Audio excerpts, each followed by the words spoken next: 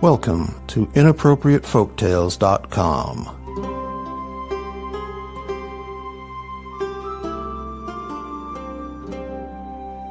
Here's your host, Sean Buvala. There once was a boy whose mother did not believe he was very smart. And one day she sent this boy to market with a pot of honey. And she said, "Go to the market and get the best price for this honey, but do not let anyone speak to you too much." Now, she said this because she thought that if anyone talked to the boy too long, they might be able to get him to lower the price of the honey, so she gave him that advice.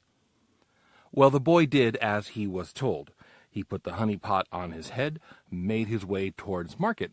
When he got there, he stood in the center of the market, and he called out, "Buy my honey! Buy my honey! Buy my honey!"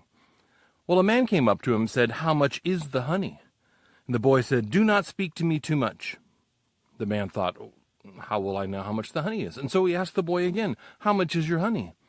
The boy said, "Do not speak to me too much." Another woman came up to him and said, "How much is your honey?" And the boy said, "You have spoken to me too much. I'm leaving." And he took that pot of honey, put it back on top of his head, and he made his way back towards his home.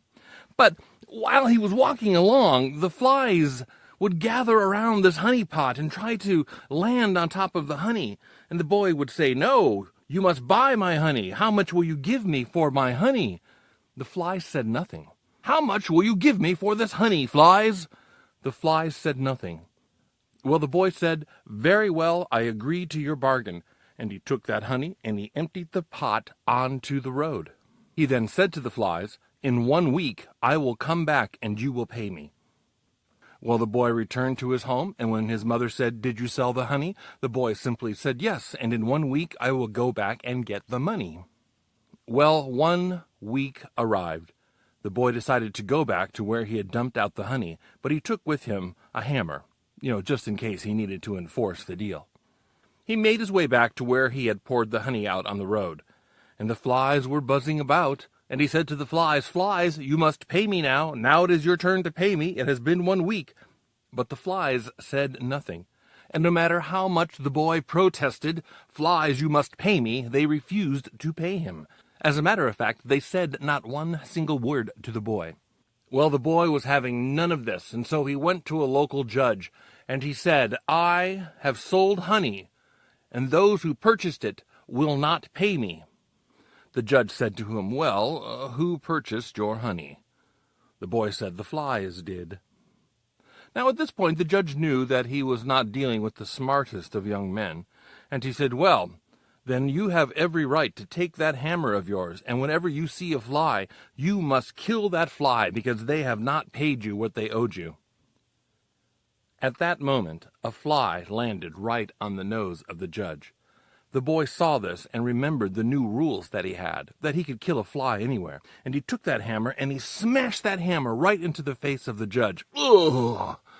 Ugh! Well, the judge realized, with his nose bleeding, that he had just given this boy the right to essentially attack anyone who has a fly on them. And he thought, surely this boy is going to end up killing someone with the new rules that I gave him.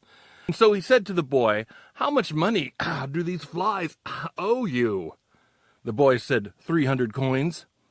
The judge said, "Oh, fine." In which that he took a slip of paper and he wrote on it, "Please pay this boy 300 coins. And he gave it to the boy. He said, "Give it to the cashier, and that cashier will give you the 300 coins. Oh, and that permission I gave you to attack flies, you may never attack a fly again." Well, the boy went to the cashier. He cashed out his slip for 300 coins. He returned them back to his mama, and his mama was amazed at how smart the boy had become.